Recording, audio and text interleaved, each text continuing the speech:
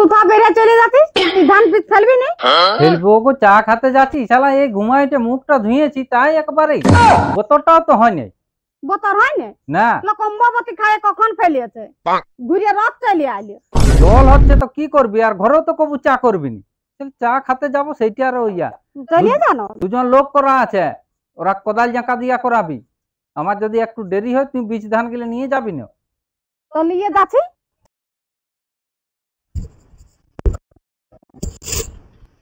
আস্তে আস্তে টপ করে যেতে আইলি।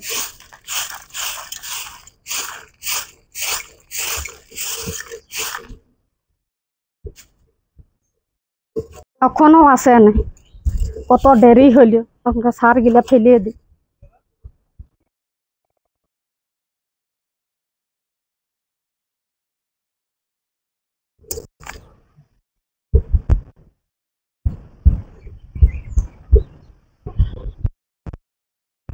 সার ফেলা হয়ে গেল, এখনো মানুষটাকে দেখায়নি।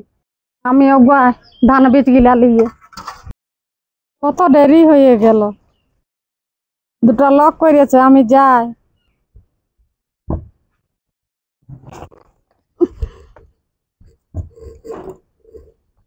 দেরি হয়েছে না,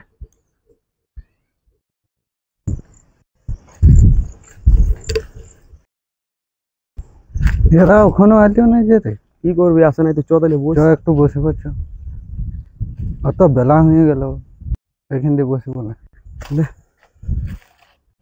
ও দেখে আসছে, এত বেলা হয়ে গেল, দাদা আসে নাই? ও একটু পরে আসছে, তখন ধান বীজ গিলা একটু ছেড়িয়া। ঠিক আছে, চলো ছড়িয়ে দিই। ও আসতে আসতে ছড়িয়ে ছড়িয়ে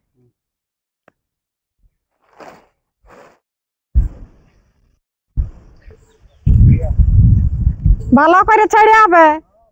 ভালো করে ছড়ে যাচ্ছে। দাঁড়াই ঠাকুর দেখিন না, ধানটা ঢাকা দে। ঠিক আছে, দিচ্ছি।